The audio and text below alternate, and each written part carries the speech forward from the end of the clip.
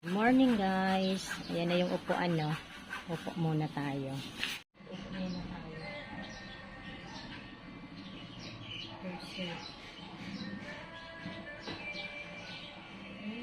Ayan. Habang naglalabas si Ate Linda, dito din muna ako upo. Mahangin dito sa may grahe.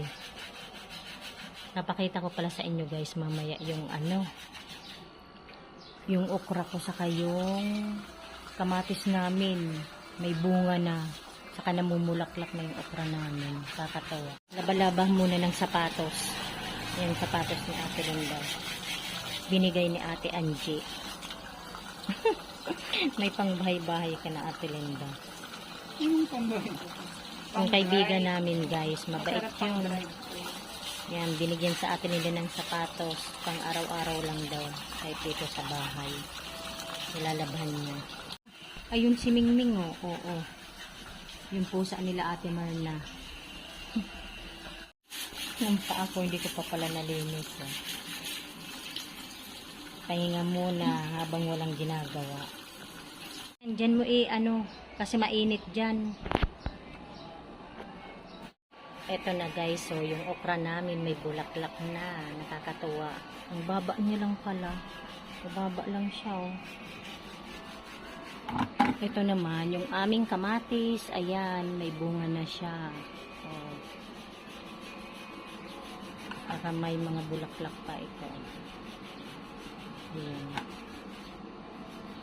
Pala dito ngayon, oh.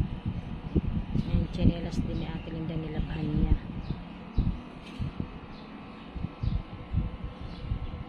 May mga bulaklak na pala guys, yung yung rose dyan sa labas namin ng halaman. Ayan, oh. Grabe ang init. Ayan. Yan, isa na naman ang sapatos mo. Yan palang sapatos na yung galing pa kami yata yan sa Hong Kong. 10 taon na. Oo, sa Hong Kong pa yan guys. So, binili namin yung pumunta kami. Ayan, oh, tagal-tagal na yan. Kasi 2013 pala ako pumunta nun kami ng Hong Kong. Ayan, oh. Buhay pa rin. Sa bagay, bihira mo lang naman kasi ang gamitin kaya tumagal, eh. Isang linggo, isang day. Itong isang okra, wala pa siyang bulaklak. Yung isa pa lang ang mayroon.